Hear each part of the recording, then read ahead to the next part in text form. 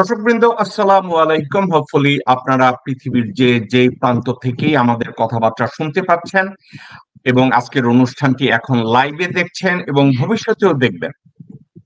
সবার প্রতি রইল আমার সশ্রদ্ধ সালাম। আসসালামু আলাইকুম ওয়া রাহমাতুল্লাহি ওয়া বারাকাতুহু। Number one and number two, অন্য ধর্মাবলম্বী ভাই বোন আপনারা যে যেখানে আছেন সবার প্রতি রইল আমার আন্তরিক মোবারকবাদ, ধন্যবাদ এবং ভালোবাসা। হোপফুলি আপনারাও সবাই ভালো আছেন। দেশের আমাদের বর্তমান যে অবস্থা, প্রতিদিন আমরা অনিয়মের বেড়াজাল থেকে বেরিয়ে আসছি। আমি মনে করি যে আমাদের দেশটা এখন রাইট দিকে এগিয়ে যাচ্ছে। সমস্যা আছে, অফকোর্স আছে।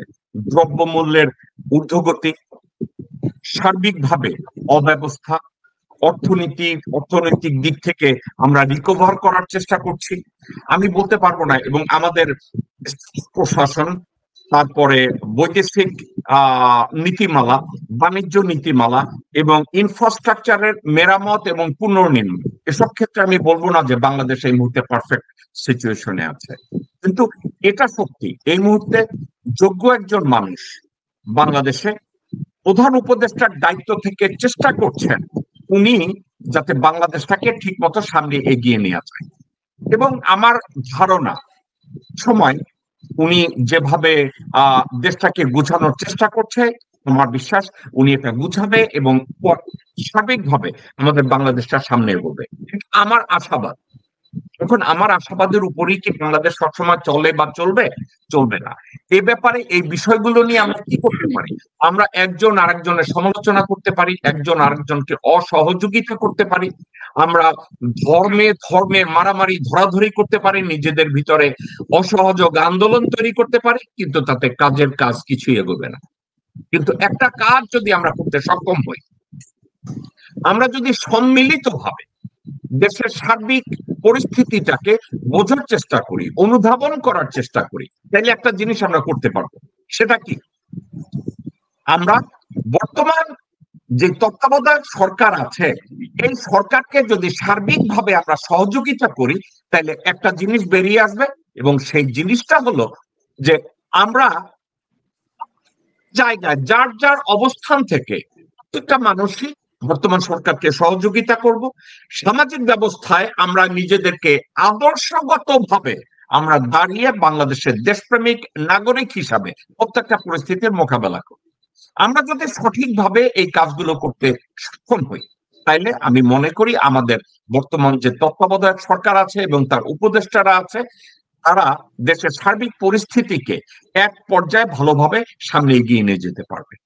একটা কথা আগে আমি বলে রাখি, গত 16 বছরে বাংলাদেশে যে অপতৎপরতা হয়েছে, ধ্বংসযজ্ঞ হয়েছে, এটার থেকে 16 দিন বা 16 মাসে বেরিয়ে আসবে না। আজকের প্যানেলে আমার অনেক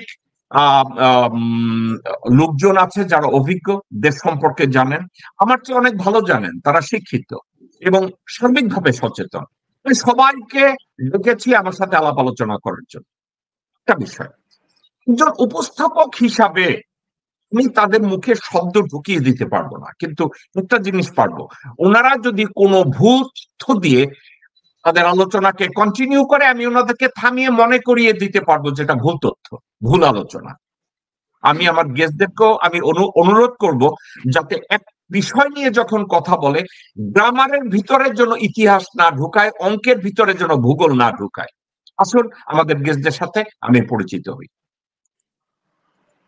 আমি প্রথমেই আমন্ত্রণ জানাবো সর্বজন শ্রদ্ধেয় আমাদের মুরব্বী তুল্য মোহাম্মদ নুরুল ইসলাম, যাকে আমরা সবাই হাজী ইসলাম হিসাবে জানি। উনি প্রবাসে বাংলাদেশিদের মধ্যে অত্যন্ত জনপ্রিয় একটা নাম। উনি বিভিন্ন টক শোতে, বিভিন্ন পত্র পত্রিকায় ওনার কর্মতৎপরতা দিয়ে আমাদের কমিউনিটিকে সচেতন করার জন্য গত 2 যুগেরও বেশি সময় ধরে উনি কর্মতৎপরতা সবসময় চালিয়ে যাচ্ছেন ইন ফেভার অফ বাংলাদেশ।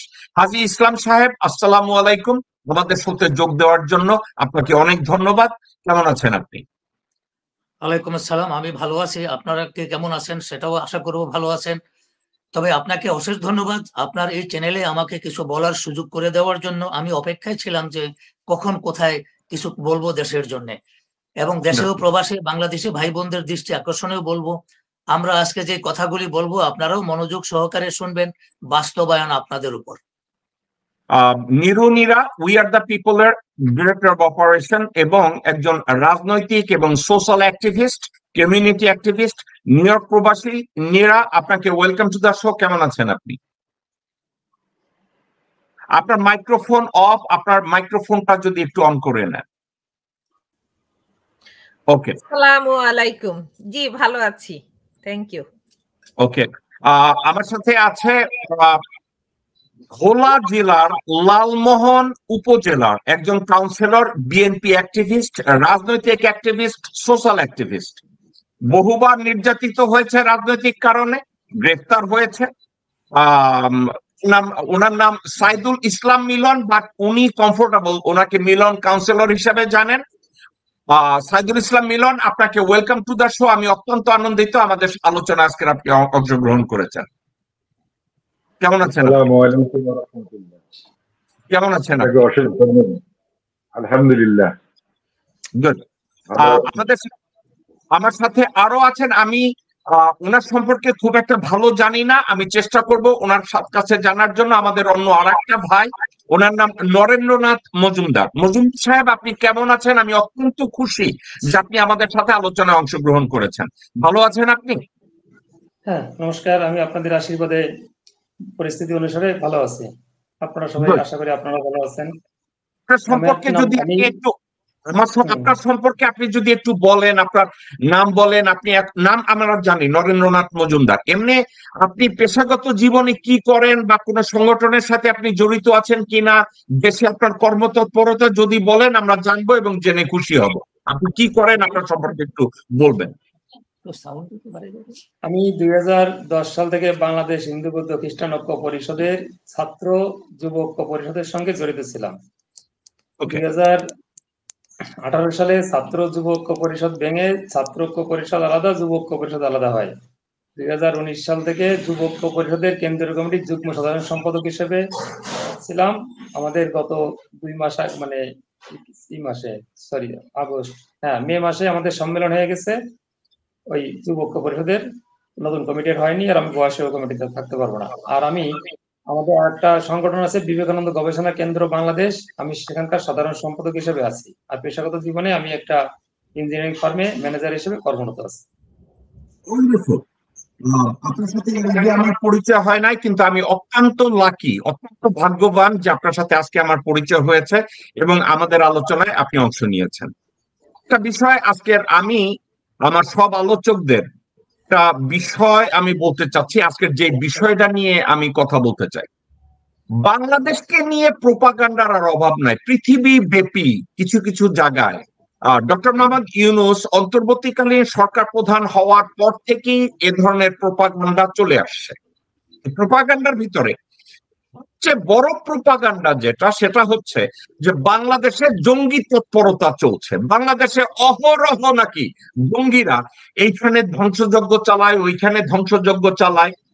জঙ্গি তৎপরতার জন্য দেশের সংখ্যালঘিষ্ঠ যারা, স্পেশালি হিন্দু, বৌদ্ধ, খ্রিস্টান এবং মুসলমান ধর্মের বাহিরে যারা আছে, তাদেরকে নাকি জঙ্গিরা যে কোনো সময় আক্রমণ করে, যে কোনো সময় মেরে ফেলে।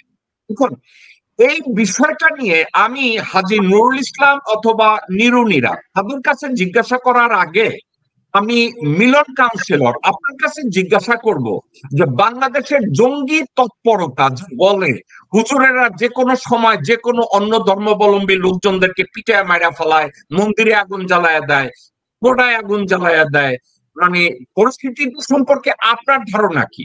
আপনি ভোলার বাসিন্দা এবং আপনি ঢাকার বাসিন্দা, আপনি সার্বিকভাবে দেখেন, আপনি বিষয়টাকে কিভাবে দেখেন? বাংলাদেশে কি আসলে জঙ্গি তৎপরতা বলতে কিছু আছে? এই নাটক আসলে এই নাটক 5 তারিখের দেশ স্বাধীন হওয়ার আগে হয়েছিল এইসব নাটকগুলা। হ্যাঁ, আসলে বেসিক্যালি আমরা তো কথা বেশি বলি, কাজ কম করি। অতএব কাজ না থাকলে মানুষ যে সমস্ত কথাগুলো বলে আর কি, এই কথাগুলোই বলে। আসলে আসলে এই ধরনের কোনো ঘটনা আমার জানা মতো হয় নাই। এই ধরনের জঙ্গি তৎপরতা আপাতত নাই বললেই চলে। আপনি কি মনে হয় কখনো ছিল? এই যে জঙ্গি তৎপরতার কথা বলে, 5 তারিখের আগে এই নাটকগুলা ছিল। ওই যে দেশ স্বাধীন হওয়ার 5 তারিখে, আগস্ট না 5 তারিখ, আগস্ট মাসের 5 তারিখের আগে এইসব নাটকগুলা ছিল। জঙ্গি নাটক হইতো, আবার নাটকও হইতো, কিছু বাস্তবও হইতো। এইসব নাটকগুলোই এই জঙ্গি জঙ্গি বলে এই দেশটাকে নষ্ট করার একটা পায়তারা ছাড়া আর আমি কিছুই দেখিনি। আপনার কি মনে হয় এর আগে যে জঙ্গি নাটকগুলো আপনি যেটা বলছেন যে জঙ্গি নাটক হতো, এই নাটকগুলো কি সরকারের তত্ত্বাবধানে হতো, আওয়ামী লীগের দ্বারা হতো, ছাত্রলীগের হতো? একটু বলবেন আপনি? এটা এটা এটা এটা এটা আওয়ামী লীগদের আমলই হতো এবং আওয়ামী লীগরাই করেছে এইসব নাটক বেশিরভাগই। তো আপনি বলছেন সরকারের তত্ত্বাবধানে আওয়ামী লীগ করেছে? হ্যাঁ, ওকে, আমি এই বিষয়টা নিয়ে আমি নরেন্দ্রনাথ মজুমদার আপনার কাছে যাব।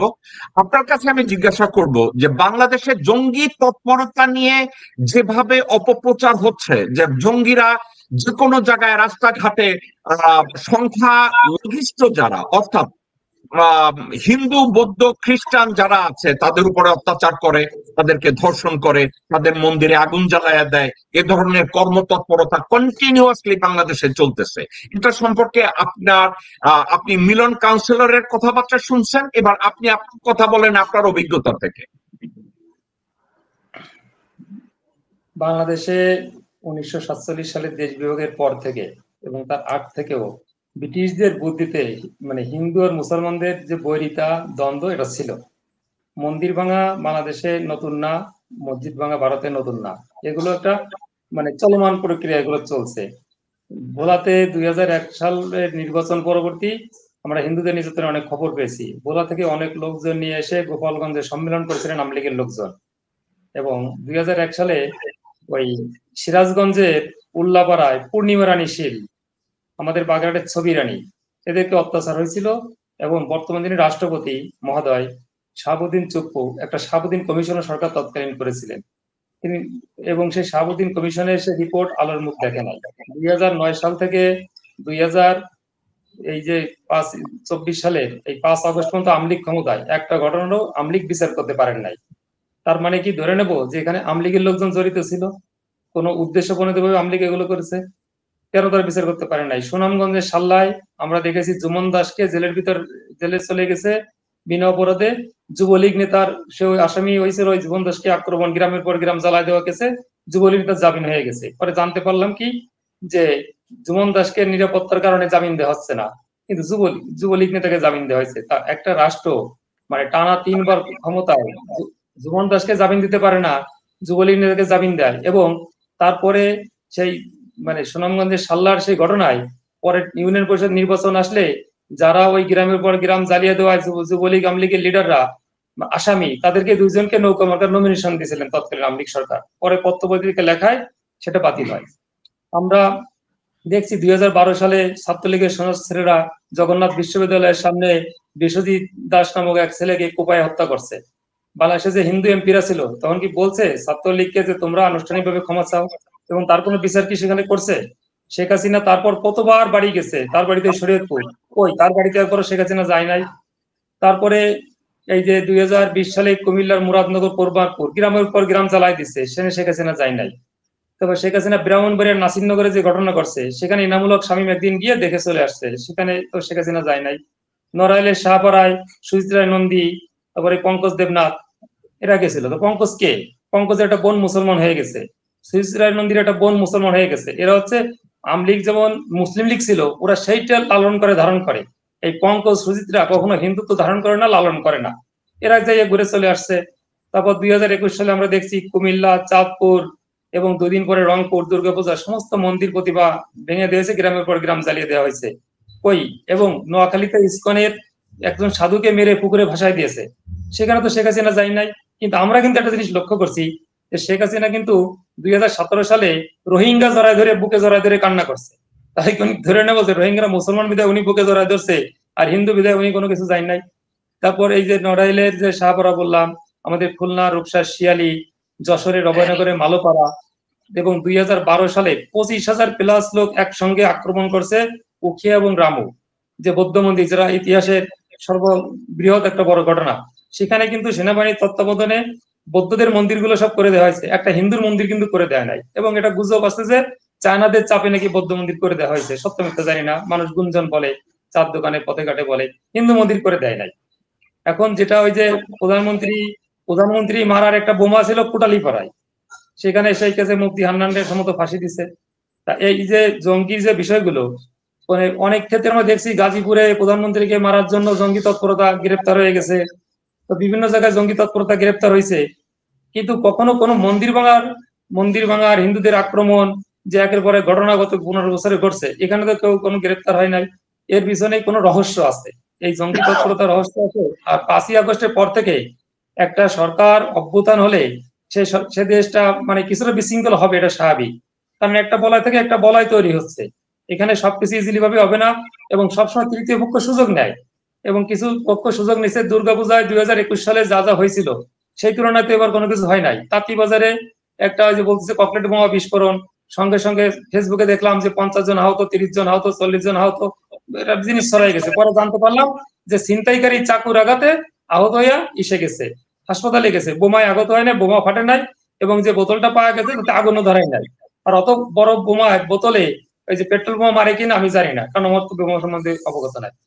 ভাই যে বললেন, তা বলাই কিন্তু অত্যাচার 2001 সালে হয়েছিল, কিন্তু আমাদের দুঃখ যে হিন্দুরা, আমি একসময় ছাত্রলীগের কর্মী ছিলাম, আমার বাড়ি শিবপুর গ্রাম, চিতলমারি থানা, বাগেরহাট জেলা, আমার ইউনিয়নের চেয়ারম্যান, উপজেলা চেয়ারম্যান, মেম্বার আমাকে সবাই চেনে, তাদের কাছে তারাও জানে আমি ছাত্রলীগ কর্মী ছিলাম। কিন্তু দুঃখের বিষয়, এই কয়েক বছরে কিন্তু আমরা আমাদের বাগেরহাটের রামপালের ছবিরানির ঘটনার বিচার পাই নাই, আর আপনাদের ভোলার ঘটনার বিচার পাই নাই, আর আমার চিতলমারি যে ঘটনা করছে টুকটাক, এর কোনো বিচার কিন্তু আমরা পাই নাই, আমলিগ আমলে পাই নাই। মজুমদার সাহেব, আমি আবার আপনার কাছে মিলন, আমি আপনার কাছে যাচ্ছি, আপনি যদি বলেন। হ্যাঁ, আমি 2001 সালের ঘটনাটা আপনার হয়তো দাদা জানা নাই, এটা বিচার হয় নাই, এই কথাটা ঠিক না। ডক্টর কামাল হোসেনের নেতৃত্বে একটা টিম গিয়েছিল, এটা আমার এলাকাতে ভোলা লালমোহনে একটা টিম গিয়েছিল, এবং তদন্ত হয়েছে। তদন্ত শেষ পর্যন্ত এই ঘটনা হিন্দুরাই জড়িত, ওটার বিচারও হয়েছে কোর্টে, ওই লোকের যাবজ্জীবন জেলও হয়েছে। হ্যাঁ, আসলে ঘটনা হয়েছে কি, আপনি যে কিছুক্ষণ আগে বললেন না যে ওই ছিনতাইকারী ছুরি আঘাত করছে, হয়ে গেছে বোমা মারছে, 50 জন মারা গেছে, এত শুনতে অনেক বড় ঘটনা শোনা যায়। আসলে প্র্যাকটিক্যাল আমরা ছিলাম তো, আমি মিথ্যাচার করব না, আপনাকে সত্য করার কথা, এটা তদন্ত হয়েছে। এটা হিন্দু একটা মেয়ে ধর্ষিত হয়েছিল, হ্যাঁ, এই ধর্ষণ করেছে হিন্দু এক ছেলে, বলা হয়েছিল মুসলমান, হ্যাঁ, কিন্তু আসলে ওই ঘটনাটা শেষ পর্যন্ত তদন্তে বের হয়ে আসছে, এবং ডক্টর কামাল হোসেনের নেতৃত্বে ওই টিম তদন্ত করে বিচার হয়েছে। আপনার গেটারতে বললাম, সরি টু সে। ধন্যবাদ দাদা, আমি তো জানি না। ওকে ওকে, এবার ওকে মজুমদার দাদা, আপনাকে আরো একটা, আপনার কথার, আপনি যেই কথাগুলো বলছেন, আপনাকে আমি কথাগুলো একটু বুঝাই। 1990 সালে 91 সালে যখন বেগম খালেদা জিয়া নির্বাচিত হলেন, আমি তখন নিউ ইয়র্কে টকশো করি। আমি নিউ ইয়র্কে তখন এখানকার অনেক বড় একটা টাইম ওয়ার্নার কেবলে আমি তখন টকশো করি। তখন ওখানে হিন্দু বৌদ্ধ খ্রিস্টান ঐক্য পরিষদের নেতা ডক্টর দ্বিজেন্দ্র, শীতাংশু গুহ, আরো বেশ কিছু লোকজন আমার টকশোতে আসলো, ইনক্লুডিং রতন বড়ুয়া আমার টকশোতে আসলেন। আসার পরে বললেন, ভোলার চরফেশনে এক রাত্রে 350 হিন্দু পরিবারকে গৃহহীন করা হয়েছে, 91 জন হিন্দু মহিলাকে ধর্ষণ করা হয়েছে। তারা কি করেছে মজুমদার ভাই, ওই নিউজগুলা নিয়ে আমেরিকান কংগ্রেসে গেছে, আমেরিকান সিনেটে গেছে, পাড়ায় পাড়ায় মহল্লায় মহল্লায় লিফলেট বিতরণ করেছে। তারপরে আমি আমার টক শোতে আমি ডাকলাম, শোতে আসছে, আসার বললাম যে কাহিনীটা কোথায় হয়েছে। তারা বলছে এটা ভোলার চরফেশনে হয়েছে। এখন একটা মজার কথা মজুমদার দাদা, ভোলার চরফেশনের ওসি ছিল আমার বাড়ির পাশে আমারই ক্লাসমেট জগন্নাথ চন্দ্র শীল। জগারে ফোন করছে, ফোন করার পরে আমি জগাকে বললাম, কিরে তুই ওই থানার ওসি, ওইখানে কি করে 332টা হিন্দু ফ্যামিলির ক্ষতি হয়? জগন্নাথ আমারে বলছে যে দাদা আপনি কি গাঁজা খাইছেন না মদ খাইছেন? আমি বলছি কেন? বলছে চরপেশনে 332 ঘর হিন্দু যে এলাকার কথা কান ওখানে 332টা ঘরও নাই, পাইছেন কই? এখন আমার টেবিলে যারা বসা ছিল ডক্টর দ্বিজেন্দ্র ভট্টাচার্য, সে নাকি মুখটা রাখছে। রতন বড়ুয়া, আমি একটু পেশাব করতে যাব, আর পাশে ছিল শীতাংশু গুহ বলছে। এখন মজার এখন বিরক্তি কাহিনী কি জানেন? আমি জগরে অনলাইনে নিয়ে আসলাম ফোনে, আমি জগের এনে বললাম জগা তুমি একটু বলো যে এখানে ধর্ষণ কয়জন হয়েছে। জগা বলছে দাদা আমি চরপেশন থানার ওসি গত 1.5 বছরে টোটাল 11টা ধর্ষণ মামলা হয়েছে, তার ভিতরে একজনও হিন্দু নাই। আমি বললাম তাহলে 11 জন যে ধর্ষণ হয়েছে তাদের ভিতরে কয়জন প্রেস কনফারেন্স করে অভিযোগ করছে আমি মুসলমান এই জন্য আমারে ধর্ষণ করছে? জগা বছর কি তারা তো কেউ করে নাই। এই কথাগুলোর অর্থ এইটা না যে বাংলাদেশে হিন্দুদের উপরে বা মাইনরিটিদের উপরে 2-1টা আক্রমণ হয় না। আমি যে কথাটা বলি এটা কি আমি বলতে পারি যারা ধর্ষণ করে, যে ব্যক্তি ধর্ষক সে কি ধর্ষণ করার আগে গিয়ে কোনো মহিলাকে জিজ্ঞাসা করে যে আপনি হিন্দু না মুসলমান? জিজ্ঞাসা করে না। একদম ধর্ষক সে ধর্ষণ করতে যায়, সেক্ষেত্রে হিন্দু আর মুসলমান দেখে না, সে ধর্ষণ করে। মজুমদার ভাই আপনাকে আরো একটা কথা বললে আপনি অবাক হবেন। বিশ্ব ব্যাংক এবং জাতিসংঘ মানবাধিকার কমিশনের স্ট্যাটিস্টিক্স অনুযায়ী বাংলাদেশে বছরে 591টা ধর্ষণ মামলা নথিভুক্ত হয়। মজুমদার ভাই আপনি কি জানেন ওই 591টা ধর্ষণ মামলার ভিতরে ভিকটিমদের মধ্যে মুসলমান আর কত পার্সেন্ট হিন্দু আপনি কি জানেন?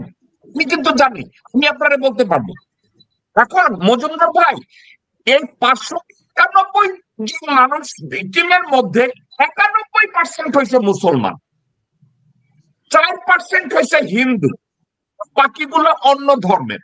এখন আপনি কি বলবেন এই যে 591টা ধর্ষণ মামলা হয়েছে, এরা কি এই ধর্ষকেরা কি ওই মহিলার কাছে গিয়ে ধর্ষণ করার আগে জিজ্ঞাসা করছে তুমি হিন্দু না মুসলমান? এটা জিজ্ঞাসা করছে? না না, জিজ্ঞাসা করে নাই। তাহলে এটা কি আমাদের সামাজিক এবং নৈতিক অবক্ষয় নাকি মাইনরিটি এর জন্য এটা হয়েছে? আমি তো মনে করি এটা সামাজিক এবং নৈতিক অবক্ষয়। আমি এই কথাটাকে আমি নীরার কাছে যাব, নীরাকে জিজ্ঞাসা করব, নীরা আপনি মনে করেন কিনা যে এটা কি আসলে আমাদের নৈতিক এবং সামাজিক অবক্ষয় নাকি হিন্দু এই জন্যই তাকে ধর্ষণ করছে? কি মনে হয়? থ্যাংক ইউ জেকব ভাই। আসলে ধর্ষণের যে সাবজেক্টটা আনা হয়েছে, যে ধর্ষণ করে সে তো একজন ধর্ষক, সে হিন্দু মুসলমান বৌদ্ধ খ্রিস্টান যে কোনো ধর্মেরই হতে পারে, সেটা আমি বিষয় মনে করব না। কারণ এই যে ঘটনাগুলো পর্যায়ক্রমে একে একে ঘটে আসছে এবং তার বিচার যদি বিচার বিভাগ সুষ্ঠুভাবে করে তাহলে এ ধরনের ইনসিডেন্টটা অনেক আগেই কমে যায়। যে জন্য আমরা সবসময় বলি যে আমাদের নিরাপত্তা বিভাগ, বিচার বিভাগ, যে প্রশাসন, আমাদের প্রশাসনটা কিভাবে চলছে এবং কিভাবে হওয়া উচিত এইসব জিনিসগুলো বন্ধ করার জন্য।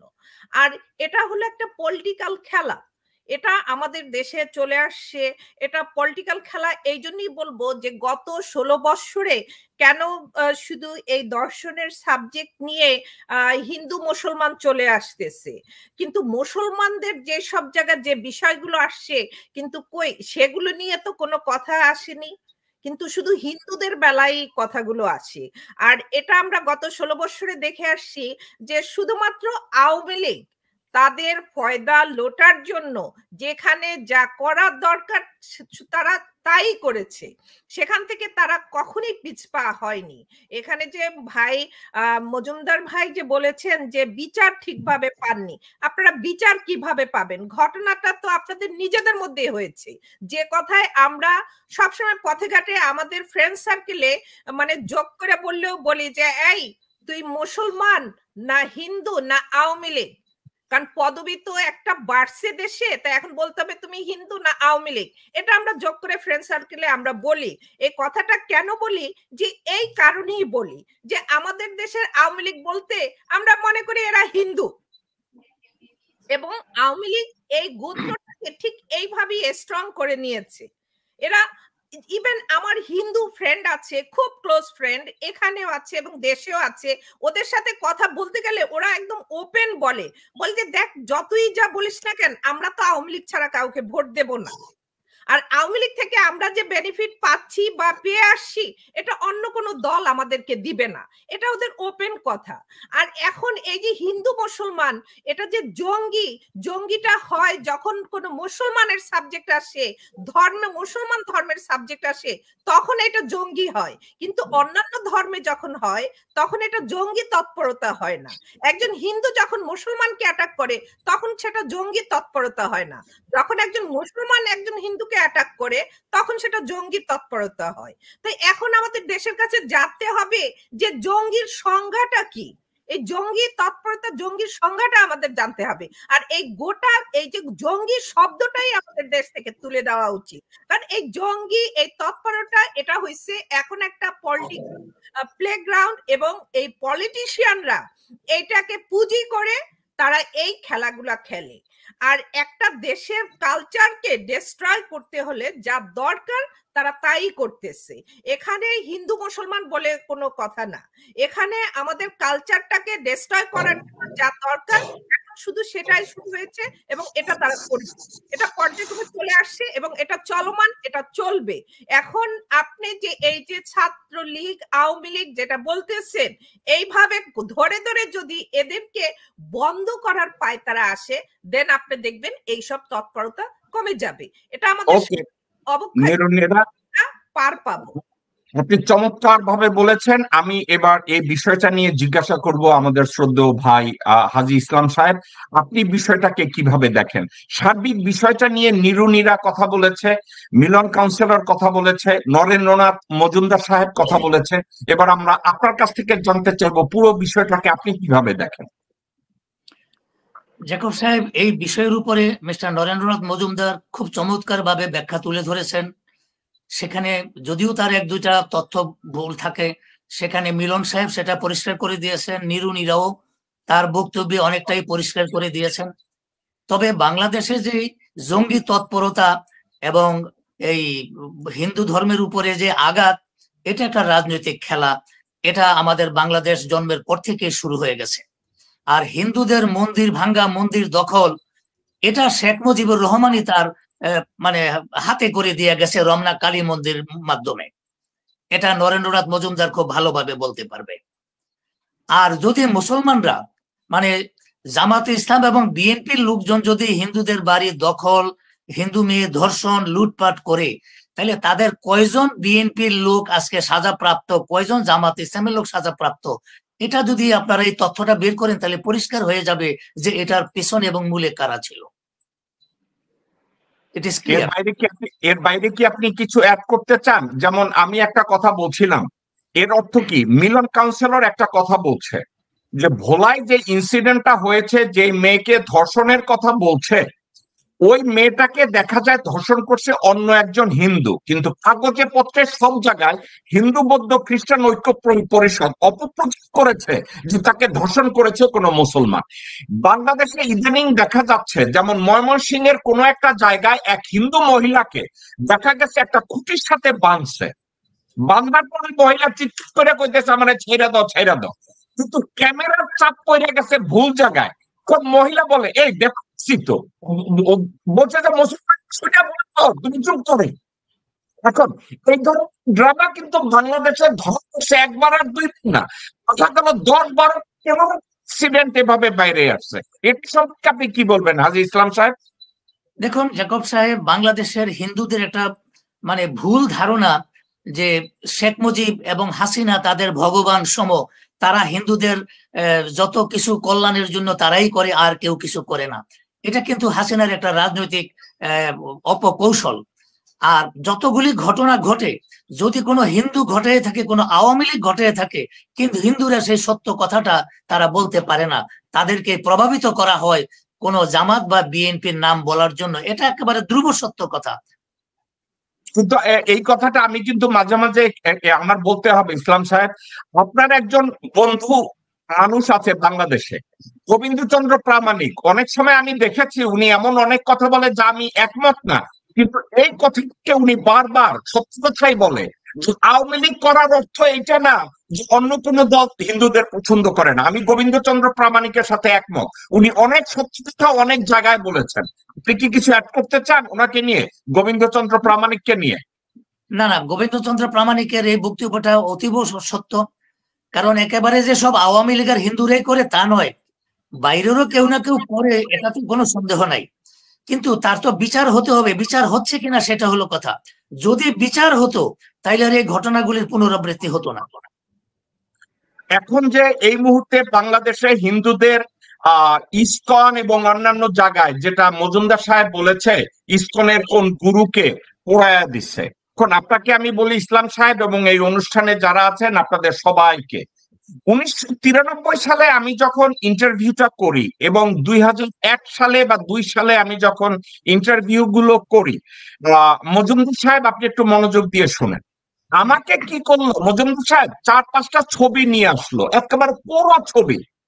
আমি জানি না নীরা আপনার মনে আছে কিনা, পুরো ছবি নিয়ে আসছে, বলছে আমাদের এই হিন্দু মন্দিরের পুরোহিতরে পোড়ায়া দিছে।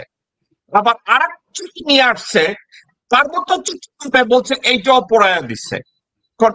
মজুমদার ভাই, আমি কি করছিলাম জানেন? অন দ্য স্পট আমি বলছি কোথায় পোড়াইছে।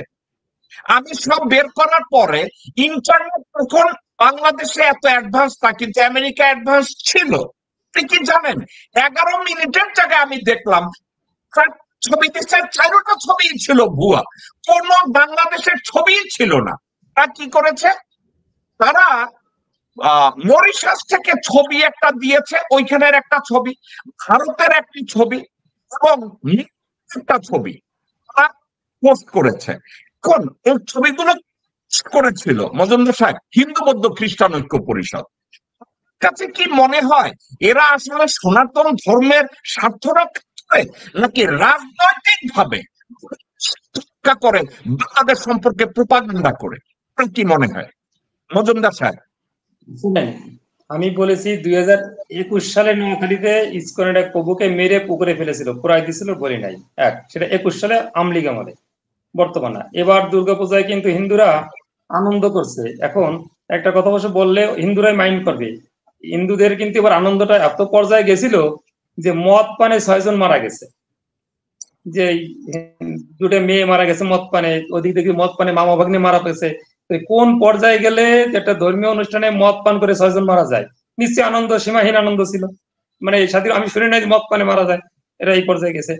আর ঐক্য পরিষদের সাথে আমি দীর্ঘ সময় দিয়া এবং সামনের সারিতে কাজ করে আমি যারা দেখছি যে ঐক্য পরিষদ কে করে, ঐক্য পরিষদ একজন স্বেচ্ছাসেবী লীগের সহসভাপতি নির্মল কুমার চ্যাটার্জি, তিনি ঐক্য পরিষদের সবচেয়ে প্রভাবশালী নেতা।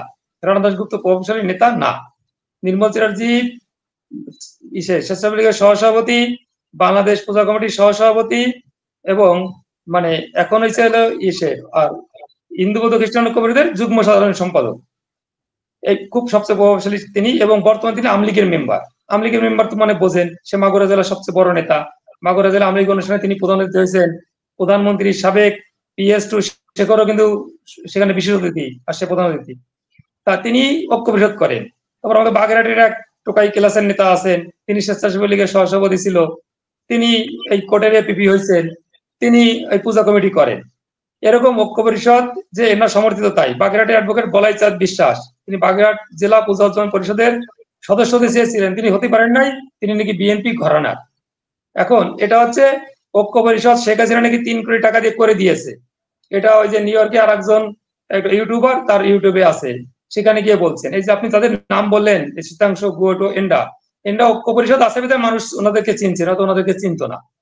বিষয়টা হচ্ছে ঐক্য পরিষদ 2001 সালে মুনতাসির মামুন, শাহরিয়ার কবির এবং এই যে একটা কি সাংবাদিক মেয়েটা মুন্নি সাহা, এরা কিন্তু এই ভিডিও সব ধারণ করিয়া বিশ্বরে বোঝাতে সক্ষম হয়েছে, সেটা ফেক হোক আর যাও, যে দেশে হিন্দুরা নির্যাতিত হয়েছে, এটাকে কিন্তু অল ডে খাইছে এবং সেটা এভাবে চলছে। কিন্তু অধিকাংশ হিন্দুরা কি জানে যে আমলীগের মূল নাম ছিল মুসলিম লীগ, মুসলিম লীগ থেকে 1954 সালে আমলীগ হয়েছে, এটা কি জানে?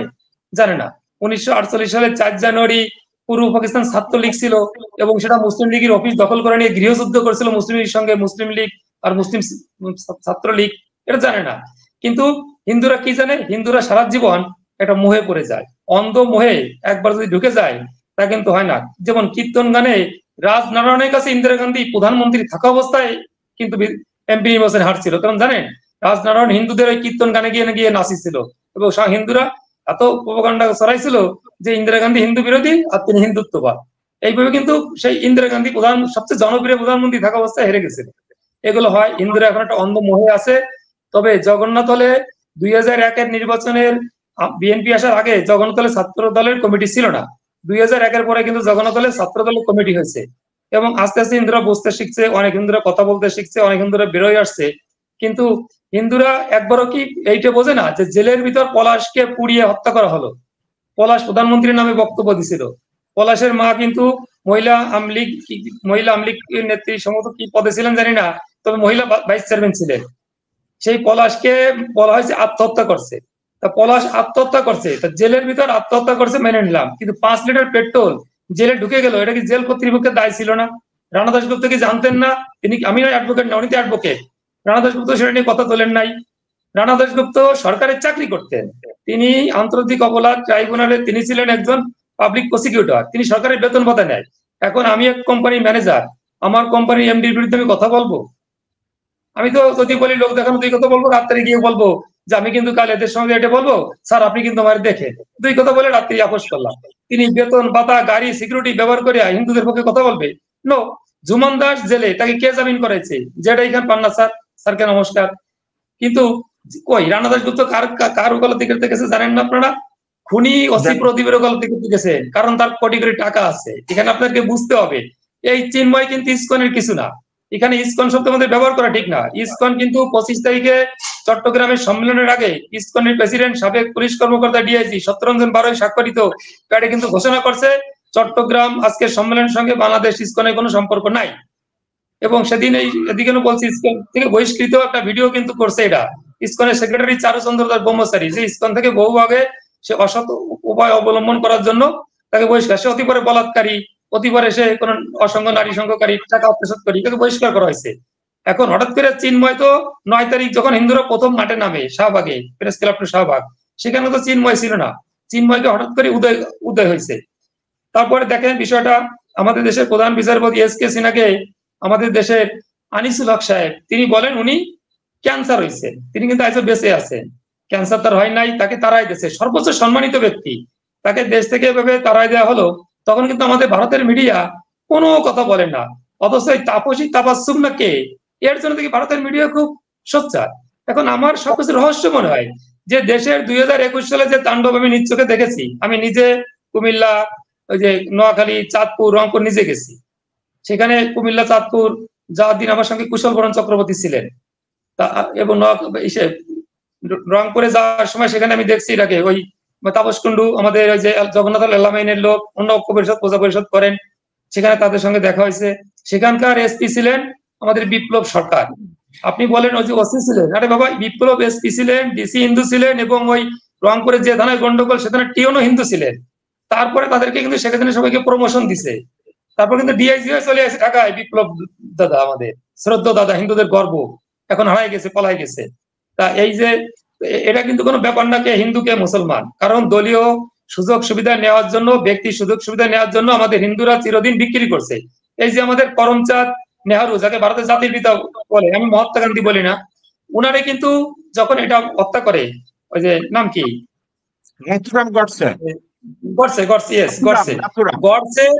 গডসে জন্মদিন পালন উৎসব করছে হচ্ছে সাধ্বী প্রজ্ঞা, সে কিন্তু 4 লাখ ভোট ডিফার করে এমপি হয়েছে এর আগের নির্বাচনে, আর সেটা প্রতিহত করবে রাহুল গান্ধী কিন্তু এক আসনে হারছে।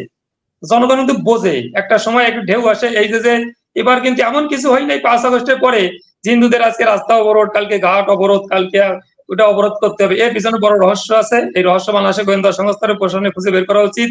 আর বিগত 15 বছর এই যে শেখ হাসিনাকে যে আওয়ামী লীগের যে ধারণা হোক আর যাও, সত্য কথা যে এখনো 95% মানুষ নৌকায় ভোট দিতে চায়, কিন্তু 15 বছরে কি শেখ হাসিনা একদিন দুর্গাপূজার ছুটি দিতে বাড়াতে পারতো না? অনেক আন্দোলন কি হয় নাই? শেখ হাসিনা কিন্তু বাড়াই নাই, শেখ হাসিনা গুরুত্বই দেয় নাই। এই যে রানা দাশগুপ্ত গত বছর কাইতে শুয়ে পড়ছে শহীদ মিনারে, আর দীপালি চক্রবর্তী সিতে শুয়ে পড়ছে, অনশন করছে। আমাদের দাবি মানতে হবে, সেখানে সরকারের জন্য এমপিও আসে নাই এবং কোন লোকও আসে নাই। আইজল কবির বিনানোয়ার, অবশ্য রানা দাশগুপ্ত বলছিল কে এই কবির বিনানোয়ার, তো সরকারেরও কেউ না, আমলিগেরও কেউ না, এগুলো সব লোক দেখানো একটা আইওয়াস। আমি চ্যালেঞ্জ করলাম, এটা তো অবশ্যই ফেসবুকে যাবে, 35 বছর থেকে 36 বছর পড়ছে ঐক্য পরিষদে কোনো অর্জন যদি দেখাতে পারে হিন্দুদের পক্ষে, আমি আমার কান কেটে জুতোর মালা গলায় পরিয়া ফেসবুকে ছবি ছাড়বো। একটা অর্জন দেখাবে ঐক্য পরিষদ, আমার দীর্ঘদিনের সময় ব্যর্থ হয়েছে। 2 নম্বর কথা হচ্ছে যে মজুমদার ভাই, 1 মিনিট, স্বাধীনতার পরে আমাদের দুটো অর্জন চোখে পড়ার মতো, মানে একটা হচ্ছে জন্মাষ্টমীর একদিনের ছুটি, হিন্দু কল্যাণ ট্রাস্ট করেছেন, যাকে স্বৈরাচার বলেন আপনারা সবাই, এরশাদ, আর জন্মাষ্টমী ছুটিও করছেন এরশাদ।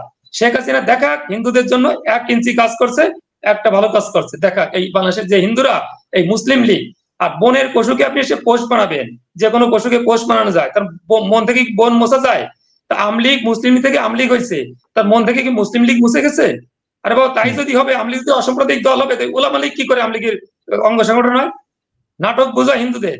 এই হিন্দুরা এত বড় নির্বোধ জাতি, যতক্ষণ শেষ না হবে ততক্ষণ এইগুলোই করবে। হিন্দুদের আমাদের একটা দাবি আছে, পৃথক নির্বাচন। আপনাদের সবার মতামত সেটা এখানে জানাবেন।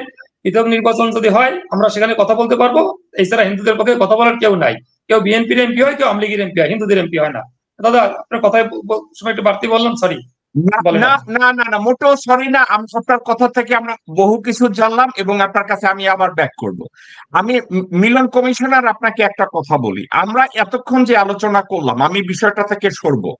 বাংলাদেশে হিন্দু নিধন এবং জঙ্গি তৎপরতা, আমি কি এভাবে কনক্লুড করতে পারি যে এই দুইটা, হিন্দু নিধন আর জঙ্গি তৎপরতা নিয়ে ভারতের পত্রপত্রিকায় যেভাবে সংবাদ ছড়ানো হচ্ছে, তৎপরতা চালানো হচ্ছে, এটা ভারতের ইশারায় হচ্ছে, আমরা কি কথাটাকে এভাবে কনক্লুড করতে পারি?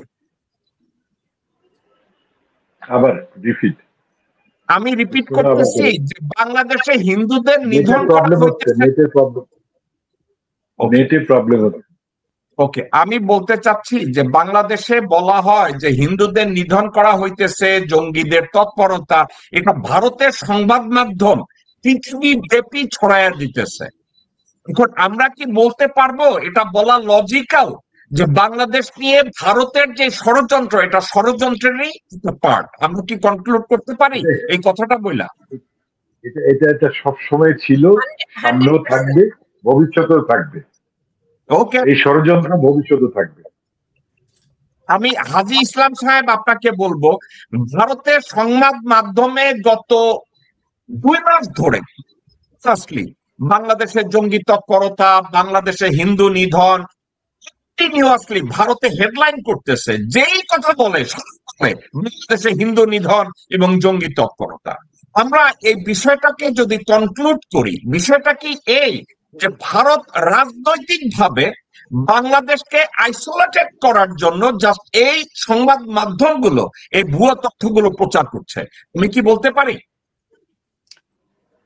দেখুন, সংবাদ মাধ্যম যে ভুয়া প্রচার করে, এটার জন্য সংবাদ মাধ্যমগুলিকে দায়ী করা যায় আমি মনে করি, এবং তাদেরকে আমি মনে করব বাংলাদেশে আমন্ত্রণ জানানো উচিত ওই সংবাদ মাধ্যমগুলিকে যে তোমরা আসো, এসে তোমরা একটু উদ্ঘাটন করো যে এই ঘটনাগুলির কতটুকু সত্যতা আছে।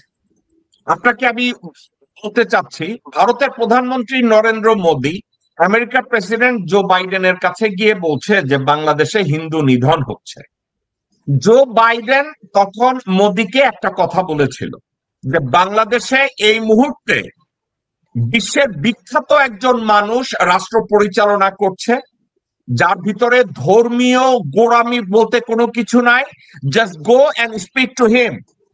এবং ডক্টর মোহাম্মদ ইউনূস ভারতের মোদী অ্যাডমিনিস্ট্রেশনকে বলেছে যে আপনারা বাংলাদেশে আসুন, আপনি যেভাবে ইনভাইটের কথা বলছেন যে আপনারা বাংলাদেশে আসুন, মিডিয়া নিয়ে আসুন, আপনাদের তদন্তকারীদের নিয়ে আসুন, দেখান কোন জায়গায় হিন্দু নিধন হচ্ছে। আপনি কি জানেন এই কথা বলার পরে আজ অবধি ভারত সরকার থেকে কোনো পদক্ষেপ নেওয়া হয় নাই যে এই সংবাদগুলো মিথ্যা এবং ভুয়া? যদি এই স্টেপটা না নেয় তাইলে আপনি শুধু ভারতের সংবাদ মাধ্যম কেন, আমি তো বলবো এটা ভারতের সরকার থেকে এই সাবজেক্ট গুলোকে ম্যানিপুলেট করা হয়। ভারত মানে সমস্যার অভাব নাই, উনি আমেরিকায় প্রেসিডেন্ট এসে বাংলাদেশের হিন্দু কথা বলেন। তাতে কি প্রমাণ হয় যে ভারতের মিডিয়ায় শুধু নাকি ভারত বাংলাদেশ সম্পর্কে অপপ্রচার চালায়? আপনার কি মনে হয়?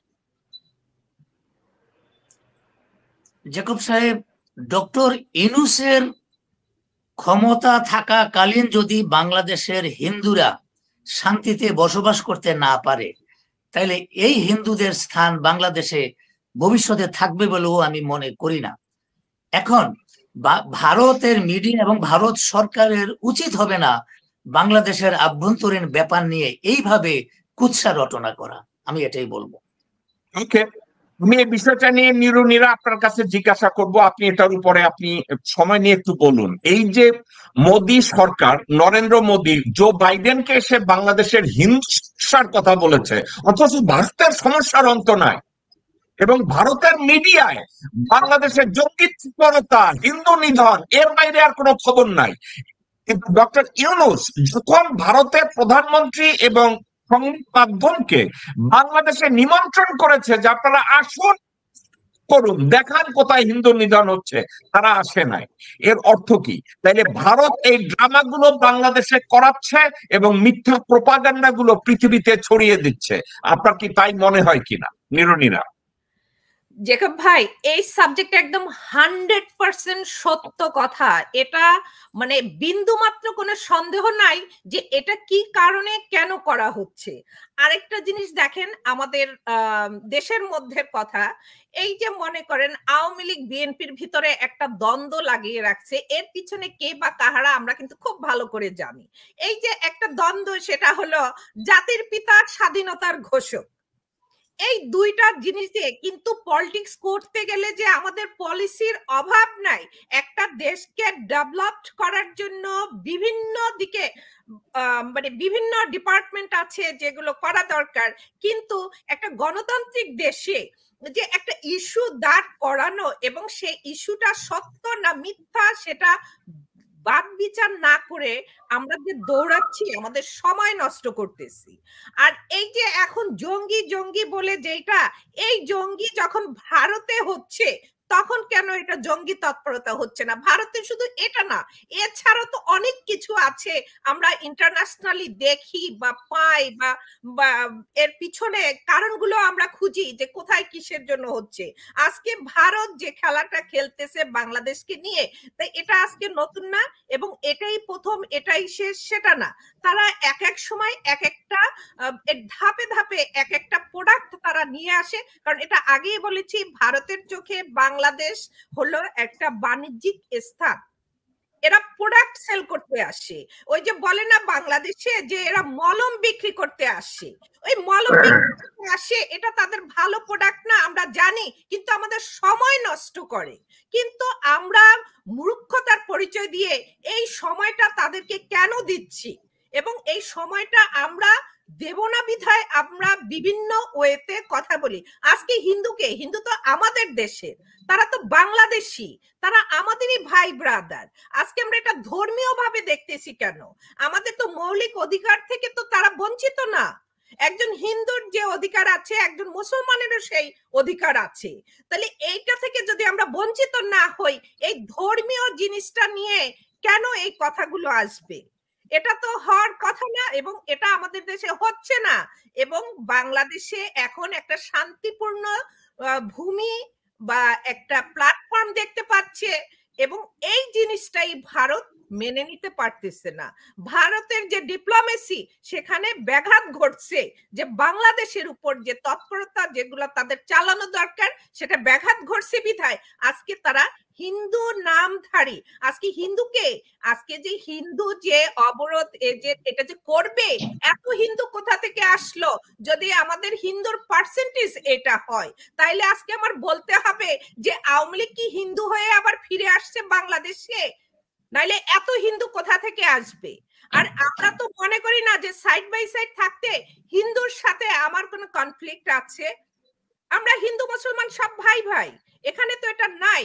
তো যেহেতু আমরা এটা মেনে নিতে পারতেছি, আমাদের পার্শ্ববর্তী দেশ ভারত তারা একটা গুটি চালছে, এবং এই গুটিতে আমরা যারাই পড়ব তারাই আমরা ক্ষতিগ্রস্ত হব।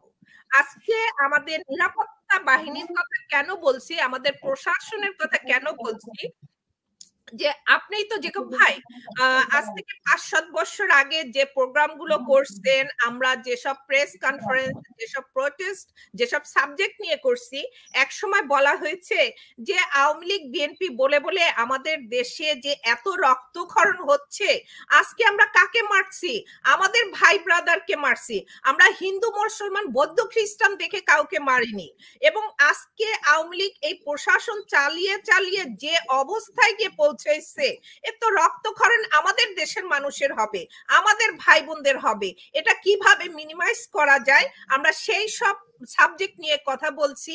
এবং আপনি অনেক প্রোগ্রাম করছেন, শুধু এখানে না, আপনি নিউ ইয়র্ক থেকে ওয়াশিংটনে, আপনার কংগ্রেসে এমনও গেছে যে মাসে ৩-৪ বার আপনার ভিজিট করতে হয়েছে, ওখানে ট্যুর করতে হয়েছে, যে বাংলাদেশে যে সমস্যাগুলো ইন্টারন্যাশনালি এই ভারত নিয়ে আসছে। শুধু তাই না, সাফাদি সময় যে কাজগুলো হয়েছে, আপনি এগুলো নিয়ে অনেক কাজ করছেন, আমরা এর পিছনে অনেক সময় দিয়েছি, কিন্তু আমরা ফিগার আউট করতে পারছি এটা যে পলিটিক্যাল গেম, এটা আমাদের দেশে যে পুতুল বানিয়ে সে পুতুলকে যে মানে খোরাক দেওয়া দরকার, সেটাই ভারত করছে এবং সেটাই করে আসতেছে। তো এত কিছু জানার পর যদি আমরা নিজেরা সচেতন হতে না পারি, তাহলে এটা তো আমাদের দৈন্যতা আমরা মনে করব। ওকে এরোনিরা, আমি এই বিষয়টা নিয়ে মিলন কমিশনার আপনার কাছে যাব। আমাদের সময় আজকের অলমোস্ট শেষ। তারপরও আপনার কাছে আমি যে কথাটা জানতে চাইবো সেটা হচ্ছে এই যে এই যে বাংলাদেশে হিন্দু বৌদ্ধ খ্রিস্টান ঐক্য পরিষদ থেকে বলা হয়েছে যে আমাদের দাবি দেওয়া না মানলে আমরা ঢাকা ঘেরাও করব। এখন দেখা গেল এখানে এই ঘেরাও কর্মসূচিতে মীরা একটা কথা বলছে, মানুষ হাজির হয়ে যায়, কিন্তু দেখা যায় লক্ষ লক্ষ হিন্দু সমাবেশে 4/3 দেখা যায় যুবলীগ, ছাত্রলীগ, শ্রমিক লীগ, এমনকি ওলামা লীগ। এখন মীরা ফানি কথা বলছে, এই সব মুসলমানরা কি তাহলে হিন্দু ধর্মান্তরিত হলো, নাকি এটা আওয়ামী লীগের একটা ড্রামা? আপনার কি মনে হচ্ছে? আসলে ঘটনাটা হচ্ছে কি, আমাদের দেশে এই মুহূর্তে যে প্রবলেমগুলা নিয়ে আসলে আপনি বোধহয় টকশোটা করা উচিত ছিল। হ্যাঁ, আমি মনে করি এটা কোনো প্রবলেম না। হিন্দুরা যে ঐক্য পরিষদ যে এটা করতেছে, এর মধ্যে এক সাংবাদিক রিপোর্টার এক হিন্দুকে ধরছে, মানে উনি রিপোর্ট নিতেছে যে আপনি কোত্থেকে আসেন। তো এক পর্যায়ে সে দৌড়ে পালাইছে, সে আর উত্তর দিতে পারতেছে না, সেটা হঠাৎ মানে অপ্রস্তুত হয়ে গেছে।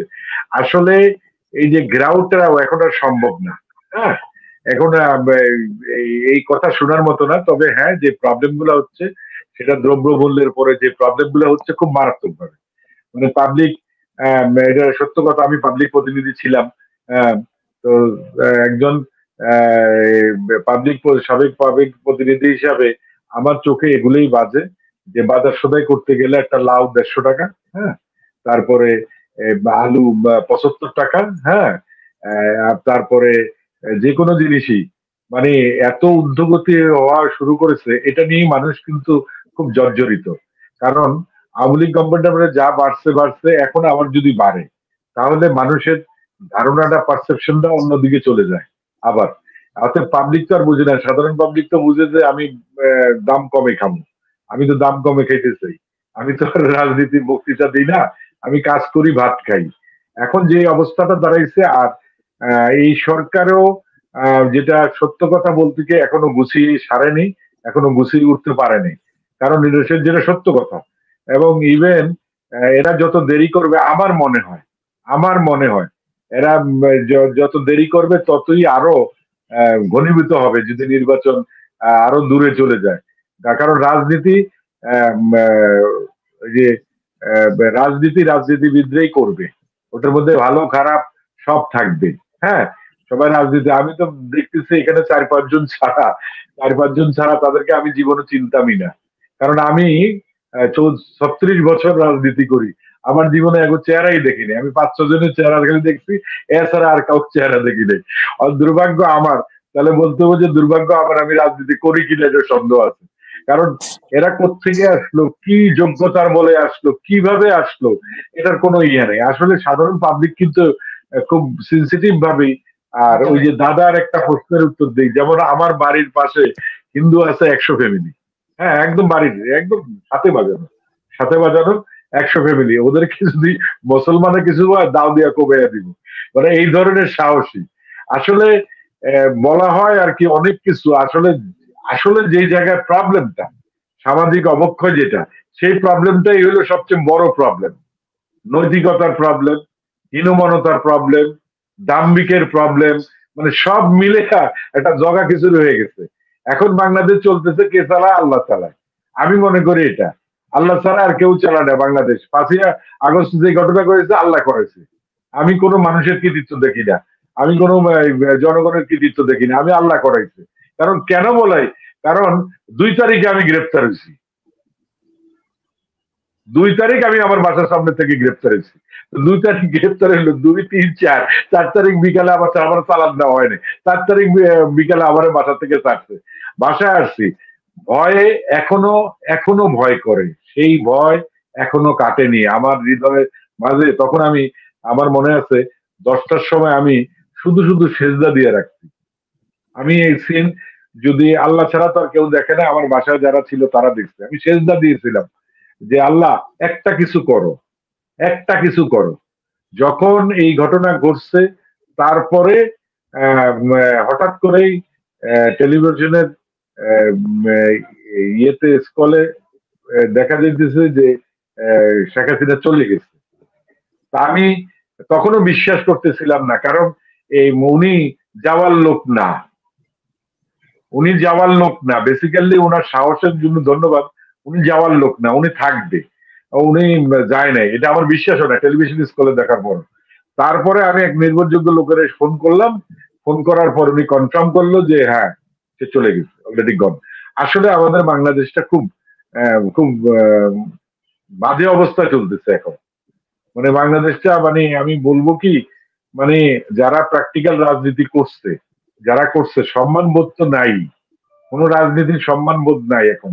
ভালো কাজ যে করে তার পিছের থেকে টেনে ধরে, খারাপ কাজ যারা তাদেরকে আগে আনে। তো এই হলো সিস্টেম, বাংলাদেশের রাজনীতির সিস্টেম হলো এটাই। আর সৎ লোক কোনোদিনই রাজনীতিতে সাইন করতে পারবে না, হয়তো 10% করতে পারে। তাও এই 10% যেভাবে অপমানিত হতে হয়, মানে এটা মানে চিন্তাই করা যায় না। অতএব আমার মনে হয় যে আসলে বাংলাদেশ এইভাবে চলতে পারে না, বাংলাদেশ আসলে ঘুরে দাঁড়ানো উচিত। কারণ বদনাম তো হবে আমাদের ভারতবর্ষ।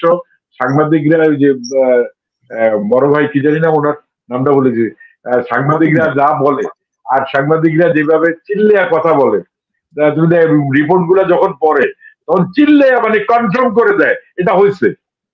মানে একটা সাংবাদিক রিপোর্টের যে সৌন্দর্য মাধুর্যটা ওটা না করে একদম চিল্লাইতে থাকে, এই হয়েছে সেই হয়েছে, এই হয়েছে সে হয়েছে, মানে ও নিজেই দেখে গেছে এই জায়গার থেকে। ব্যাপারটা হলো এই ধরনের রিপোর্ট করে। আসলে তাদেরকে দাওয়াত দেওয়ার, যখন ডক্টর ইউনূস দাওয়াত দেওয়ার পর তখন আসলে তারা সাড়া দেয় নাই। উনি তো কিছু বললে আসেন, উনি বলার পর উনি সরাসরি বলে দেয় যে আসেন, আপনারা এসে দেখেন আসলে কোনটা প্রবলেম আছে, তাহলে তো আমরা সচেতন হব, আপনারা আসে দেখেন, অসুবিধা কোথায়। আসলে বাংলাদেশের আজকের টকশো, আমি মনে করেছিলাম যে বাংলাদেশের অবস্থা সিচুয়েশনের পরে, মানে যে সিচুয়েশন হিন্দুদের সিচুয়েশন, কিন্তু মানুষ যেটা চায়, মানুষ কিন্তু মানে নাবিশ্বাস হয়ে গেছে দ্রব্যমূল্যের ঊর্ধ্বগতির কারণে। মানুষ কিন্তু সাংঘাতিক অবস্থায় আছে, রিকশাওয়ালারা গালাগালি শুরু করছে। ধন্যবাদ আপনাদের সবাইকে, ধন্যবাদ। ওকে, আমি এই ইসলাম সাহেব আপনার কাছে, আমাদের সময় কম, ইসলাম সাহেব আপনার কাছে আমি একটা বিষয় নিয়ে কথা বলতে চাচ্ছি। গত 16 বছর বাংলাদেশ যেভাবে আওয়ামী জাতাকলে বাংলাদেশের অবস্থা জাহান্নাম হয়েছে, এখন বাংলাদেশে দেখা যায় হিন্দু বৌদ্ধ খ্রিস্টান ঐক্য পরিষদ যখন ঘেরাও কর্মসূচি দেয়, তারা মুজিবের ছবি নিয়ে শেখ মুজিবের ছবিকে সামনে নিয়ে তারা হরিবল বা কোনো এক কিছু বলে তারা এখন হিন্দুদের পক্ষে কনভার্ট করে রাস্তায় নেমে যায়। তারা বলে হিন্দু নিধন হচ্ছে, তারা বলে জঙ্গি তৎপরতা হচ্ছে। এখন এই লক্ষ লক্ষ হিন্দু যারা ঢাকা কর্মসূচি ঘেরাও কর্মসূচি করবে, তাদের ভিতরে দেখা যায় 4 ভাগের 3 ভাগ মুসলমান। এই বিষয়টাকে আপনি কি বলবেন? এই আওয়ামী লীগের সবাই কি তারা কি হিন্দু ধর্মে দীক্ষিত হয়েছে, নাকি আপনি মনে করেন মুজিব শেখের পূর্বপুরুষ নারায়ণ চন্দ্র পালের বংশধররা আবার হিন্দু ধর্মে ব্যাক করতেছে? কোনটা? জেকব সাহেব, বাংলাদেশ আওয়ামী লীগের মূল উৎস হলো বাংলাদেশের হিন্দু সম্প্রদায়।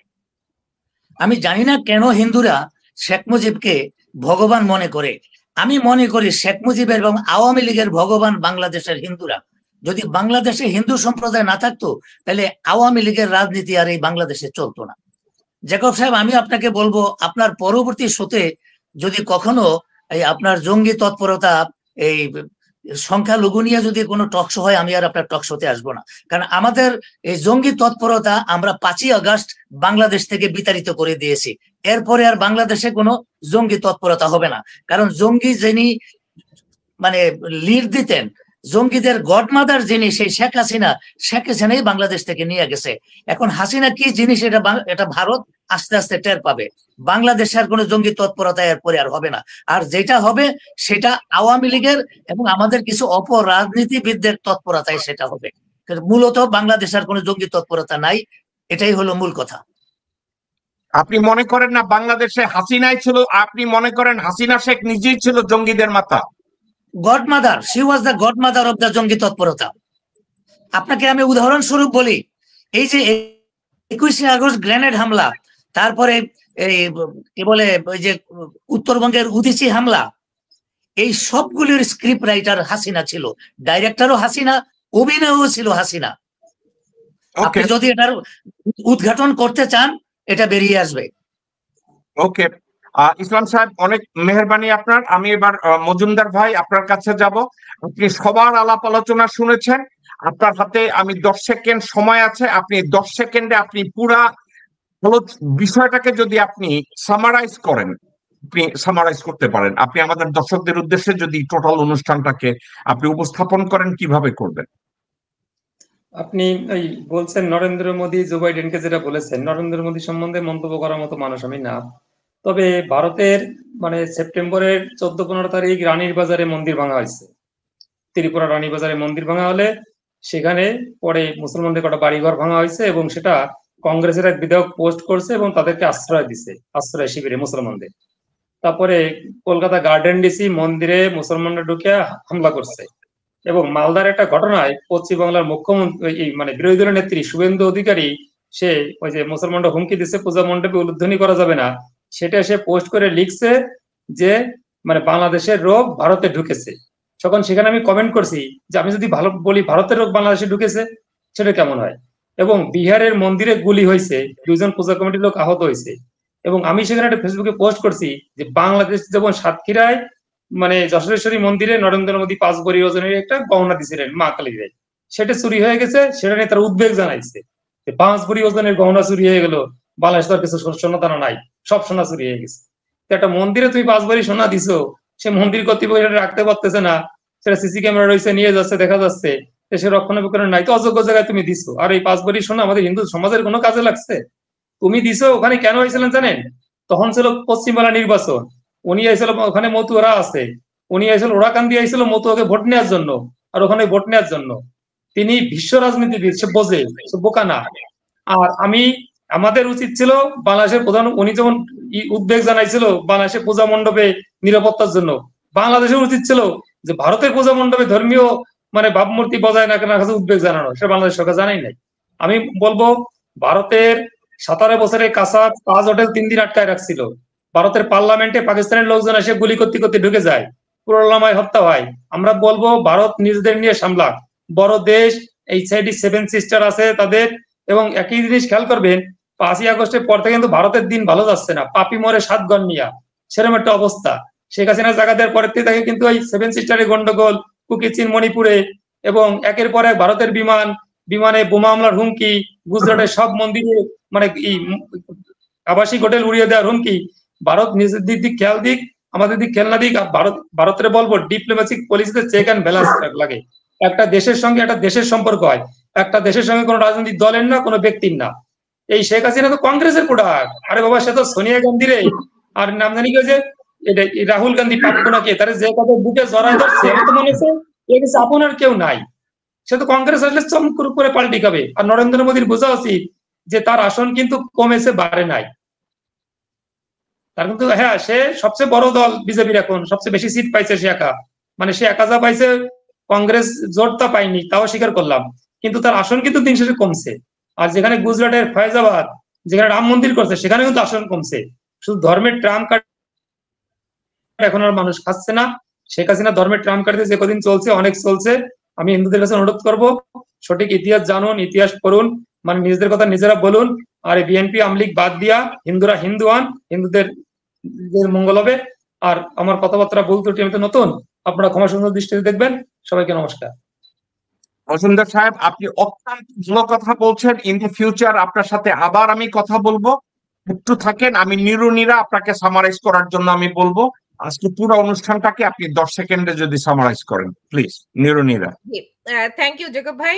আসলে আমরা যে সাবজেক্ট নিয়ে কথা বলতে শুরু করেছি, জঙ্গি তৎপরতা, এই জঙ্গি তৎপরতা, এটা মানে আমি আরেকটা শব্দ এখানে অ্যাড করব, সেটা হচ্ছে ইসকন নামক যে সংগঠনটি বাংলাদেশে আছে, এই যে জঙ্গি এন্টারপ্রাইজ আমি তাকে বলবো, জঙ্গি এলএলসি আমি তাকে বলবো।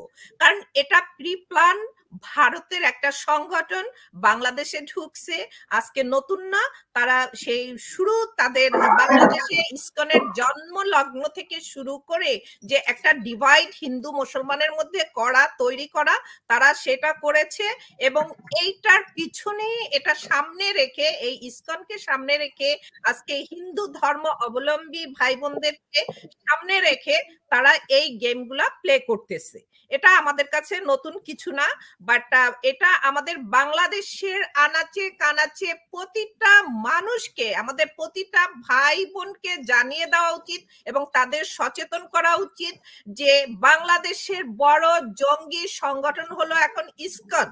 এখন সবাই মিলে এই ইসকনকে নিধন করেন, হিন্দুদের নিধন করার কিচ্ছু নাই। আমরা হিন্দু মুসলমান ভাই ভাই, যে আমাদের বাংলাদেশের জন্মলগ্ন থেকেই ছিলাম, এখনো আছি, ভবিষ্যতেও থাকবো। কিন্তু এই ইসকন নামক সংগঠনটিকে বাংলাদেশ থেকে বিতাড়িত করা দরকার। এই ইসকনকে সামনে রেখে যত রকমের সমস্যা বাংলাদেশে তৈরি করা, এটা করেছে। এবং এটাকে এই হাসিনা গভর্নমেন্ট তাদেরকে এত পাওয়ার দিচ্ছে, তাদেরকে এত ফ্যাসিলিটি বাংলাদেশে দিচ্ছে বিদায় আজকে বাংলাদেশে এই যে আজকে এখন বলছে যে হিন্দুরা অন্বেষণ করছে, হিন্দুরা মাঠে নামবে, দাবি দয়া মানতে হবে। এখন যে হিন্দুর সংখ্যা যদি আমাদের ওই পার্সেন্টেজ হয়, তাহলে সেই পার্সেন্টেজের হিন্দুরা মাঠে নামুক, তাতে আমাদের কোনো আপত্তি নাই। আর আজকে এই যে মোদি বাবু, দাদা বাবুকে বলতে হবে যে দাদা বাবু, আপনার নিজের দেশের মন্ত্রী মিনিস্টাররাই আপনাকে বলে যে আপনি ভুলে যাবেন না বাংলাদেশ একটা আলাদা রাষ্ট্র। আমরা বাংলাদেশ আলাদা রাষ্ট্র, আমাদের রাষ্ট্র কিভাবে কি করতে হবে, চালাতে হবে, সেটা আমাদের ধর্মীয় অনুভূতি হোক, আমাদের রাজনৈতিক অনুভূতি হোক, সেটা আমাদেরকে বুঝতে দেন। আমাদের মাথায় আপনাদের যে পুতুল ছিল, যার মাথায় লবণ রেখে আপনারা বড়ই খেয়েছেন, সেই দিন আপনারা ভুলে যান।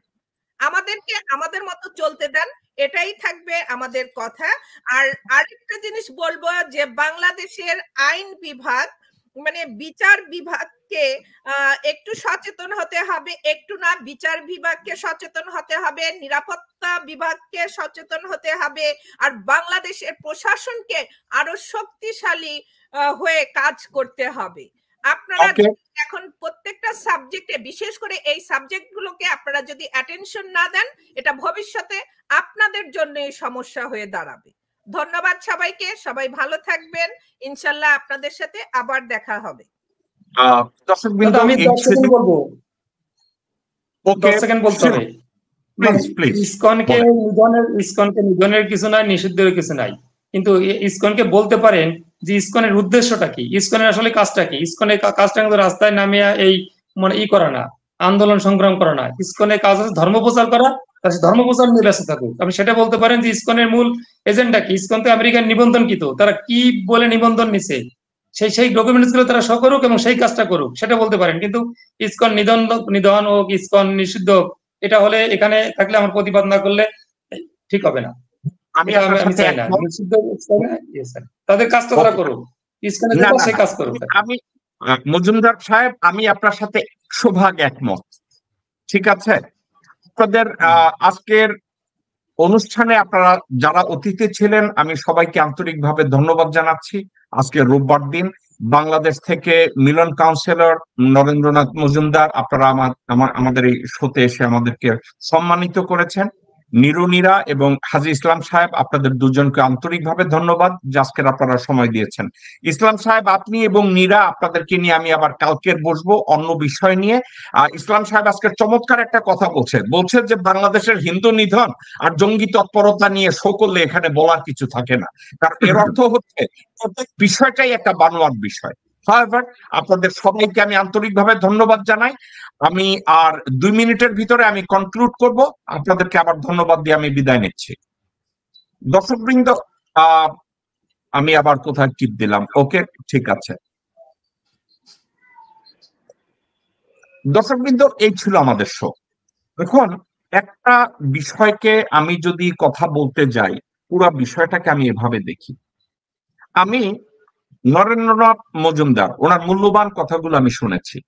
নরেন্দ্রনাথ মজুমদার বাংলাদেশের সংখ্যালঘিষ্ঠদের কতগুলো সংগঠন আছে তার ভিতরের একজন অ্যাক্টিভ কর্মী, এবং ওনার কথাবার্তা শুনে আমার একটা জিনিস মনে হয়েছে, ভদ্রলোক শিক্ষিত, সচেতন, নিউজ পেপার পড়েন, বিভিন্ন জায়গায় তথ্য সরবরাহ করেন, তথ্য সংগ্রহ করেন।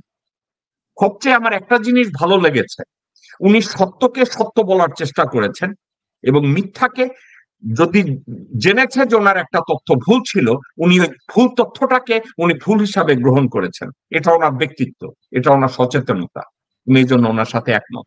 নিরুনিরা একটা কথা বলেছে, উনি তার প্রতিবাদ করেছে ইসকন নিয়ে।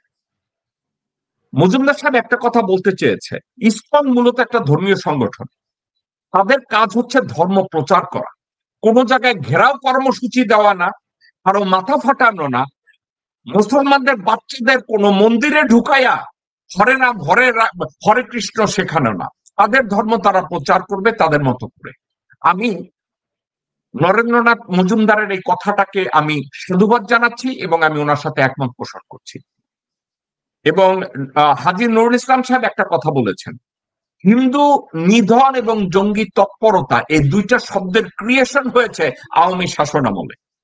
আওয়ামী শাসনামলে তারা এই দুইটা কাজ করেছে যাতে তাদের ক্ষমতাটাকে দীর্ঘায়িত করা যায়।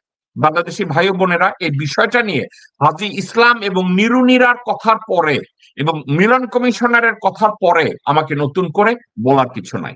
এক শব্দ আমি বলতে চাচ্ছি, সেটা হচ্ছে এই, মানুষ হিসাবে যখন আমাদের নৈতিক অবক্ষয় হয়, সামাজিক অবক্ষয় হয়, তখন ধর্ষকরা ধর্ষণ করে, অত্যাচারীরা অত্যাচার করে। যারা ধর্ষক এবং যারা অত্যাচারী, ধর্ষণ করার সময় এবং অত্যাচার করার সময় তারা কাউকে জিজ্ঞাসা করে না তুমি হিন্দু না মুসলমান, এরা জাস্ট খারাপ কাজগুলো করে। আমাদের সবার উচিত এই খারাপ কাজগুলোকে প্রতিহত করা। কিন্তু কেউ একজনকে ধর্ষণ করছে, এটা নিয়ে ঢোল বাদ্য বাজাইয়া চৌরাস্তায় দাঁড়াইয়া সম্মেলনে এ কথা বলার কোনো লজিক নাই যে আমি হিন্দু এই জন্য আমাকে ধর্ষণ করা হয়েছে। আবার একজন মুসলিম উচিত না যে ধর্ষিত হওয়ার পরে শুধু মুখ বুঝে আপনি ঘরে বসে থাকবেন, আইনের সাহায্য নেন। নিরুনিরা খুব ভালোভাবে বলেছে, বাংলাদেশে যদি আইনের শাসন কায়েম থাকে তাহলে এই সমস্যাগুলো আর কখনো আসবে না। এখন দুইটা বিষয়ে কথা বলে আমি আজকে শেষ করব। এক, আমেরিকার নির্বাচন। ডোনাল্ড ট্রাম্প একটা টুইট করেছে, সেই টুইটে ডোনাল্ড ট্রাম্প বলেছে যে কোন কোন দেশে হিন্দুদের অর্থাৎ সংখ্যালঘিষ্ঠদের উপরে অত্যাচার চলছে। এখন ডোনাল্ড ট্রাম্প শুধু হিন্দুদের কথা, বাংলাদেশের হিন্দুদের কথা বলে নাই। ডোনাল্ড ট্রাম্প ভারতে যে মুসলমানদের উপরে অত্যাচার হচ্ছে এটা নিয়েও কথা বলেছেন। এবং আরেকটা কথা আপনাকে আমি বলি, ডোনাল্ড ট্রাম্প যদি কারো বন্ধু হয় তার কোনো শত্রুর দরকার নাই, কারণ ডোনাল্ড ট্রাম্প পৃথিবীতে কারো বন্ধু না। ডোনাল্ড ট্রাম্প যদি কারো বন্ধু হয়ে থাকে তাহলে সে তার নিজের বন্ধু, ইভেন সে রিপাবলিকান পার্টিরও বন্ধু না। আমি নরেন্দ্রনাথ মজুমদারের একটা কথা আমি একটু ইন্টারেস্টিং সহকারে আমি মেনশন করতে চাই, সেটা উনি বলছেন মোদি বাবুকে জানানো উচিত ভারতের অবস্থা 5ই আগস্টের পরে খুব একটা ভালো না। আমি ওনার এই কথাটাকে পিক করলাম। কেন করলাম জানেন? ভারতের অবস্থা লেজে গুবরে অবস্থা। আপনি কি জানেন কানাডা গতকালকে কি করেছে? কানাডা ভারতকে জঙ্গি দেশের যে তালিকা, ওই তালিকাভুক্ত করেছে গত 2 দিন আগে। তো যারা নরেন্দ্র মোদীকে নিয়ে আর বিজেপিকে নিয়ে হাততালি দেন তাদেরকে বলছি যে ভারত কানাডার জঙ্গি তালিকায় ঢুকে গেছে গত 2 দিন আগে আনুষ্ঠানিকভাবে। আর আপনারা মনে করছেন ডোনাল্ড ট্রাম্প প্রেসিডেন্ট হওয়ার পরে United states of America south east Asian policy change করে হাসিনাকে বাংলাদেশের প্রধানমন্ত্রী বানাবে, আপনাদেরকে সাপোর্ট করবে? আমি জানি না আপনারা কোন স্বর্গে বাস করছেন না কোন জাহান্নামে বাস করছেন। একটা কথা আপনাদেরকে বলি, America never changed their foreign policy based on their election who become the president, either Republican Party or Democratic Party. It doesn't really matter because America তাদের ফরেন পলিসি নির্ধারণ করে তাদের জাতীয় স্বার্থের উপরে, এবং ফরেন পলিসি এক্সিকিউশনের ক্ষেত্রে তারা তাদের ওয়েলফেয়ারটাকে আগে দেখে। বাংলাদেশের মতো জায়গায় নারায়ণ চক্রপালের বংশধর হাসিনা শেখ বাংলাদেশে গিয়ে প্রধানমন্ত্রী হবে না স্বরাষ্ট্রমন্ত্রী হবে না কোন জায়গার ভারতীয় চিন্তাই হবে, এতে ডোনাল্ড ট্রাম্পের কিছু আসে যায় না। ডোনাল্ড ট্রাম্প এটা নিয়ে কখনো মাথা ঘামায় না। ডোনাল্ড ট্রাম্পকে যদি জিজ্ঞাসা করা হয় হাসিনা শেখকে, Donald Trump in a blink of a second সে বলে বসবে আমি জানি না হাসিনা শেখকে। দেখো আওয়ামী লীগের লোকজনদেরকে আমি ঠান্ডা মাথায় একটা কথা বলতে চাই, টাইটানিক যদি এত মূল্যবান হতো টাইটানিককে সমুদ্রের নিচের থেকে উঠানো হতো, ওটা ডুবন্ত জাহাজ, ইটস গন। আওয়ামী লীগ গত 16 বছরে বাংলাদেশে যা করেছে এ ধরনের ধ্বংসযজ্ঞ আর কেউ করে না নিজের দেশে বসে। বিষয়টা কি জানেন? আমি যদি আওয়ামী লীগের ধ্বংসযজ্ঞ বাংলাদেশে প্রমাণ করতে যাই, ইসরায়েলি গভর্নমেন্ট প্যালেস্টাইনের গাজা যা করেছে, আওয়ামী লীগের হাসিনা শেখ ভারতের সহায়তায় বাংলাদেশে ঠিক একই কাজ করেছে। এবং কিভাবে করেছে? ভারত বাংলাদেশে রকে এমন ভাবে ঢুকাইছে এখন আর ভারতীয় র বাংলাদেশে নাই। বাংলাদেশে জন্ম নেয়া বেসামরিক এবং সামরিক কর্মকর্তাদের ভিতরে রয়ের যে রিক্রুট আছে, রয়ের যে ব্যক্তিত্বরা আছে, তারাই ভারতের কল্যাণ রক্ষা করে বাংলাদেশে। আর্মিতে আছে, নেভিতে আছে, এয়ারফোর্সে আছে, পুলিশে আছে, র্যাবে আছে। এখন বলবেন তাহলে ভারতীয়রা কোথায়? 5ই আগস্টের পরে দেখেন নাই এয়ারপোর্টের ভিতরে কিভাবে দৌড়াদৌড়ি করতেছে ভারতের র? একেবারে অস্ত্র পইরা উলঙ্গ হইয়া অস্ত্র ছুঁইরা মাইরা পালাইতেছে, দেখেন নাই? এরপরেও আপনাদের মধ্যে সন্দেহ কাজ করে? কাজ করা উচিত না। দর্শকবৃন্দ, আজকের কথাবার্তা আমি আর বাড়াবো না। এই আমাদের কথাবার্তা। In the future Milan commissioner একটা কথা বলেছে, ওই বিষয়টা নিয়ে আমি আবার কথা বলবো। দ্রব্য মূল্যের উগ্র ঊর্ধ্বগতি যা জনগণের ক্রয় সীমার বাহিরে গেছে। ইন দ্য ফিউচার আপনাদের সাথে অন্য বিষয় নিয়ে আমি আবার কথা বলবো। ভালো থাকুন, সুস্থ থাকুন।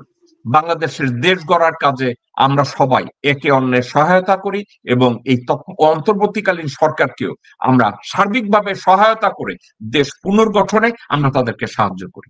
আসসালামু আলাইকুম ওয়া রাহমাতুল্লাহি ওয়া বারাকাতুহু।